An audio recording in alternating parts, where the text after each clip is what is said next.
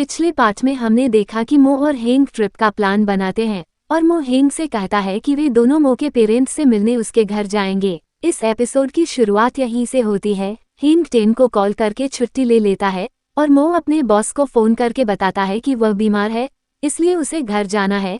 और इस तरह से दोनों झूठ बोलकर छुट्टी ले लेते हैं, क्योंकि अगर बॉस या टेन को पता चल जाता कि वे दोनों साथ में ट्रिप पर जा रहे हैं तो उन्हें छुट्टी बिल्कुल भी नहीं मिलने वाली थी। हेंग अभी भी नर्वस था। मो उससे कहता है, तुम मेरे पेरेंट्स से नहीं मिलना चाहते? हेंग जवाब देता है कि वो मिलना तो चाहता है, लेकिन अभी नर्वस महसूस कर रहा है। घर जाने से पहले दोनों एक मंदिर में जाते हैं। हेंग ने उस मंदिर के बारे में सुना था कि वहां जाने से सेल्फ कॉन्फिडेंस बढ़ता है, ऊर्जा मिलती है और किस्मत अच्छी हो जाती है। मो मुस्कुराकर कहता है, तब तो तुम लकी होगे, क्योंकि तुम पहले बॉयफ्रेंड हो जिसे मैं अपने पेरेंट्स से मिलवा रहा हूँ। मंदिर से बाहर आने के बाद हेंग को एक घोड़ा गाड़ी दिखती है। वो उसमें राइड करने की जिद करता है, लेकिन मो उसे जल्दी घर चलने के लिए कहता है। पर हेंग की जिद के आगे मो की नहीं चलती और दोनों राइड पर चले जाते हैं। इसके बाद दोनों हॉट स्प्रिंग वाटर में पैर डालकर बैठ जाते हैं। हेंग कहता है, मुझे नहीं पता था कि यहाँ ये सब भी होगा। मो को उसकी चालाकी समझ आ रही थी। वह सीधा पूछता है, सच बताओ, तुम मेरे घर नहीं जाना चाहते इसलिए इतना देरी कर रहे हो? हेंग बहाने बनाता है, लेकिन सच यही था कि वह नर्वस था। वह मो से कहता है, अब शाम होने वाली है, हम कैसे घर जाएंगे? पहले कुछ खा लेते हैं। मैं 10 किलोमीटर दूर जाकर एग और सॉस ले आता हूँ। लेकिन मो पहले से ही तैयार था। वह अंडे और सॉस अपने साथ लेकर आया था। हेंग एक अंडा उठाकर मो के सिर पर फोड़ देता है। बदले में मो भी एक अंडा उठाता है और हेंग के सिर पर फोड़ता है, लेकिन ये अंडा कच्चा होता है। हेंग के चेहरे पर पूरा गीला गीला अंडा गिर जाता है। हेंग रोने लगता है और कहता है, देखो, मेरे साथ हमेशा ऐसा ही होता है, इसलिए मैं तुम्हारे घर नहीं जाना चाहता। मैं सोच रहा हूँ कि क्यों न आज रात हम पास के लवली होम स्टे में रुक जाएं। वह मो को लेकर वहाँ पहुँचता है और रूम के बारे में पूछता है, लेकिन वहाँ की लेडी मो को देखते ही बहुत एक्साइटेड हो जाती है और उसे बेटा कहकर बुलाती है। हेंग ये सुनकर चौंक जाता है, क्योंकि वह तो होटल समझकर आया था, लेकिन सीधे मो के घर ही पहुंच गया था। मो की माँ और बहन दोनों उनके लिए बहुत सारा खाना तैयार करती हैं। माँ मो से कहती हैं, ये वही है जिसके बारे में तुम बता रहे थे, ये तो असल में और भी ज्यादा हैंडसम है।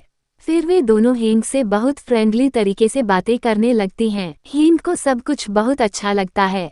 वह मो से कहता है, तुम्हारी फैमिली तो बहुत फ्रेंडली है। मैं बेकार में डर रहा था। लेकिन उसकी यह गलतफहमी ज्यादा देर तक नहीं रही, क्योंकि तभी मो के डैड की एंट्री होती है। वो एक फॉरेस्ट रेंजर थे और वे दिखने में ही एक सख्त कमांडर लग रहे थे। वह मो से कहते हैं, आ गए तुम? मुझे लगा शहर में रहकर घर का रास्ता ही भूल गए। फिर वे हेंग के बारे में पूछते हैं। हेंग घबरा जाता है और बकरियों की तरह मैन करने लगता है, लेकिन मो तुरंत कह देता है, डैड, मैंने पहले आपको कभी नहीं बताया, लेकिन मैं लड़कों को पसंद करता हूँ और ये मेरा बॉयफ्रेंड है। मो की बात सुनकर हेंग भी हड़बड़ा जाता है। वह मो के डैड से कहने लगता है, देखिए डैड, आप इसकी बातों को सीरियसली मत लीजिए। लेकिन मो के डैड को हेंग के मुंह से डैड सुनना बिल्कुल अच्छा नहीं लगा और उन्होंने बुरी तरह हेंग को डरा दिया। दूसरी तरफ टेन और बॉस दोनों हेंग के घर पहुंच जाते हैं। टेन मो की माँ से मिलने आया था और बॉस बीमार हेंग से, लेकिन एक दूसरे को देखकर उन्हें कुछ गड़बड़ लगती है। आखिरकार दोनों सच उगल देते हैं। टेन और मो पहले एक दूसरे को डेट कर चुके थे और बॉस ने हेंग को अपनी फीलिंग्स बताई थी, लेकिन हेंग ने उसे रिजेक्ट कर दिया था। फिर वे दोनों घर के अंदर जाने के लिए दरवाजा खटखटाते हैं, लेकिन अंदर बिल्कुल सन्नाटा था, अंधेरा था। तभी एक चुगलखोर पड़ोसी आकर उन्हें बताती है कि किसी को बताना मत, मो अपनी फैमिली से मिलवाने के लिए हेंग को लेकर गया है। बॉस और टेन के लिए यह बात बर्दाश्त के बाहर थी।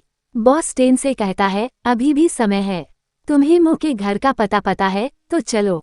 उधर जब बॉस और टेन उन्हें अलग करने की प्लानिंग कर रहे थे, वही हेंग और मो के घर में स्प्रिंग बाथ का मजा ले रहे थे। हालांकि हेंग अभी भी मो के डैड को लेकर नर्वस था, लेकिन मो उसे दिलासा देता है। तभी मो की बहन वहां आती है और हेंग से कहती है, मुझे पता है डैड को कैसे मनाना है। वह मो को सलाह देती है कि डैड को मेहनती लोग पसंद हैं, इसलिए वह हेंग से घर की सफाई करवाने लगती है। मो के डैड तिरछी नजरों से हेंग को देखते हैं। हेंग को इसमें कुछ भी पॉजिटिव नहीं लगता, लेकिन मो की बहन उसे समझाती है, डैड अगर तिरछी नजरों से देख रहे थे तो इसका मतलब है कि यह एक पॉजिटिव साइन है। दूसरी तरफ बॉस और टेन बिना वक्त गंवाए मो के घर की ओर निकल चुके थे। रास्ते में टेन कुछ खाने पीने के लिए कार रोकता है, लेकिन बॉस एक सेकंड भी बर्बाद नहीं करना चाहता था। वो टेन से कहते हैं कि हर सेकंड हमारे लिए मायने रखता है, जरा सी देर हुई और हम मो और हेंग को खो देंगे। वे पास के ग्रोसरी स्टोर में जाते हैं जल्दी जल्दी सामान लेने के लिए,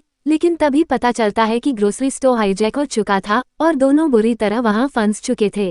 हेंग की कोशिशें जारी थी। सुबह सुबह हेंग सीधे डैड के बाथरूम में पहुंच जाता है, क्योंकि मो की बहन ने उसे बताया था कि डैड को अपनी तारीफ और सेवा करने वाले लोग बहुत पसंद हैं। हेंग बाहर से ही डैड को आवाज देता है और डैड उसे भागने के लिए कहते हैं, लेकिन हेंग उनकी पूरी बात सुने बिना ही अंदर आ जाता है। डैड उसे बाहर निकालने की कोशिश करते हैं और हेंग उन्हें मनाने की। हेंग कहता है, मैंने सुना है कि फॉरेस्ट रेंजर जानवरों और पक्षियों का बहुत ख्याल रखते हैं, दिन भर जंगलों की रक्षा करते हैं, तो हमारा भी फर्ज बनता है कि हम उनकी सेवा करें। और फिर वह डैड की पीठ की मसाज करने लगता है।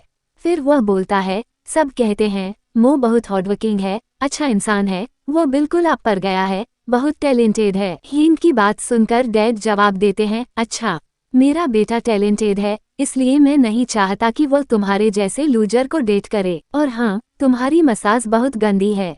और यह कहकर डैड हेंग को सिरे से रिजेक्ट करके चले जाते हैं। दूसरी तरफ ग्रोसरी स्टोर में चोरों ने सबको होस्टेज बना लिया था। बॉस और टेन हर बीतते सेकंड को लेकर पछता रहे थे। बॉस टेन से कहता है, ये चोर बस सामान लूटकर चले जाएंगे, ज्यादा देर नहीं होगी। लेकिन तभी एक लेडी बताती है कि उसने पुलिस को बुला लिया है, और ठीक उसी समय पुलिस वहां पहुंच जाती है। बॉस और टेन जल्दी से भागने का सोच रहे थे, लेकिन पुलिस के आने से वे और लेट हो सकते थे। अगर वे और देर करते तो मो और हेंग को खो सकते थे। इसलिए बॉस एक प्लान बनाता है, हम दोनों अलग अलग रास्ता पकड़ेंगे। एक चोर का ध्यान भटकाएगा और दूसरा उन दोनों के पास जाएगा। टेन तुरंत चोर का ध्यान भटकाने के लिए जाने लगता है, लेकिन बॉस उसे रोकता है और कहते हैं कि मैं ये रिस्क लूंगा। हेंग से कहना थैंक्स कि उसने मुझ जैसे विधवा को भी एक मौका दिया।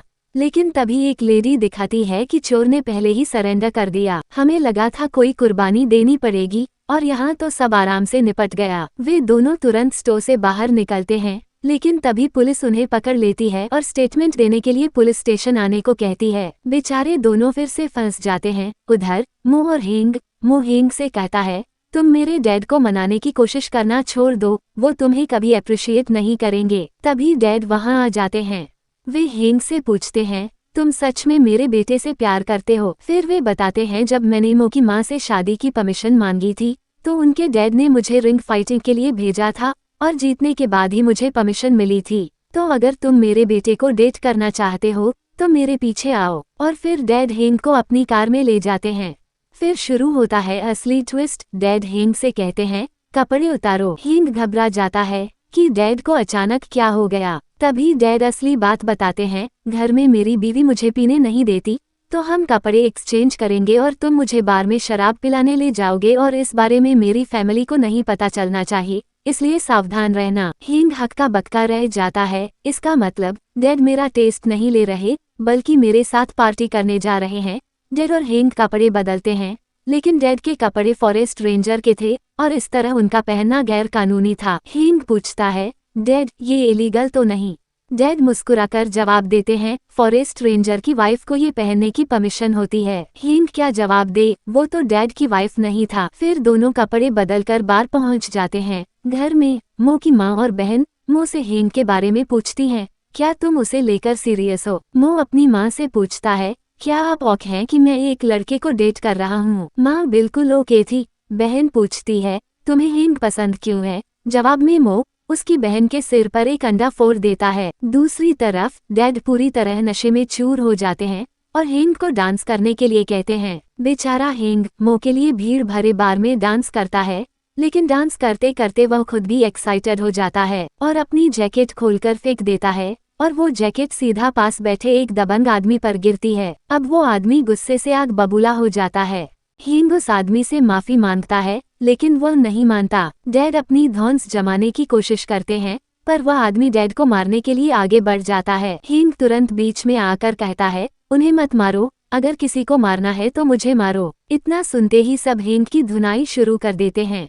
डैड गुस्से में शराब की बोतल फोड़ देते हैं, लेकिन कांच से खुद ही घायल हो जाते हैं। खून देखकर वे घबरा जाते हैं और रोने लगते हैं। मामला शांत होता है। हेंग डैड को बार से बाहर ले जाता है और किसी गाड़ी को रोकने की कोशिश करता है। तभी वहाँ बॉस और टेन भी पहुँच जाते हैं।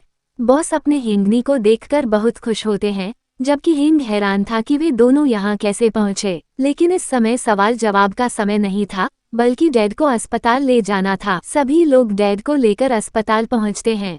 मो भी अपनी माँ और बहन के साथ आ जाता है। माहौल शांत होने के बाद हेंग बॉस से माफी मांगता है कि उसने बीमार होने का बहाना बनाकर छुट्टी ली। बॉस बहुत नाराज होते हैं और कहते हैं, तुम्हें पता है मुझे सबसे ज्यादा किस चीज से नफरत है? झूठ से। हेंग फिर से माफी मांगता है और पूछता है, वैसे आप दोनों यहाँ कैसे पहुँचे? अब बॉस और टेन बुरी तरह फंस जाते हैं और वे भी झूठ बोल देते हैं। डैड हेंग को पास बुलाते हैं और कहते हैं, मेरी वाइफ को बताओ कि तुम मुझे शराब पिलाने के लिए बार ले गए थे, तुम्हें बार में जाने का मन था। बेचारा हेंग डैड के कहने पर सारा इल्जाम अपने ऊपर ले लेता है, लेकिन मो की फैमिली को पहले से ही सच्चाई पता होती है, क्योंकि डैड ने पहले ही कन्फेस कर लिया था। वे बस हेंग का टेस्ट ले रहे थे। आखिरकार डैड हेंग और मो को डेट करने की परमिशन दे देते हैं, लेकिन उन्हें एक बात से अब भी दिक्कत थी। हेंग डैड को डैड क्यों बुलाता है? जहां हेंग और मो अपनी फैमिली के साथ खुश थे, वहीं दूसरी तरफ बॉस की आंखों में आंसू थे। टेन उनसे कहता है, हम उन्हें यहाँ रोकने आए थे, पर आप उन्हें देखकर मुस्कुरा क्यों रहे हो? बॉस हल्की सी हंसी के साथ जवाब देते हैं, क्योंकि हेंग खुश है और इतनी खुशी शायद मैं उसे नहीं दे सकता था। टेन भी मो को देखता है, जो हेंग के साथ उससे भी ज्यादा खुश था। उस रात मो हेंग को थैंक्स कहता है कि उसने डैड की मदद की, लेकिन हेंग नाराज था। वह पूछता है, सच बताओ, मुझसे पहले तुमने कितने लोगों को अपनी फैमिली से मिलवाया है? तुम्हारी बहन ने सब बता दिया है मुझे। मो कुछ नहीं कहता, बस हेंग को किस करके उसका मुंह बंद कर देता है। फिर दोनों कुछ देर साथ समय बिताते हैं। अगली सुबह मो हेंग को उसके घर छोड़ने जाता है। बाहर देखते हैं कि हेंग का पौधा सूख चुका था। हेंग उसे पानी देने के लिए बाहर रुक जाता है, जबकि मो अंदर चला जाता है। लेकिन अंदर घुसते ही मो एक महिला को देखकर घबरा जाता है। महिला भी उसे देखकर चौंक जाती है, लेकिन ये कोई और नहीं, हेंग की माँ थी। वह मो से पूछती है, तुम कौन हो? तभी हेंग भी अंदर आ जाता है और मो से कहता है, ये मेरी माँ है। और इसी के साथ ये एपिसोड यही खत्म हो जाता है। वीडियो आपको पसंद आया हो तो लाइक, शेयर एंड सब्सक्राइब करें।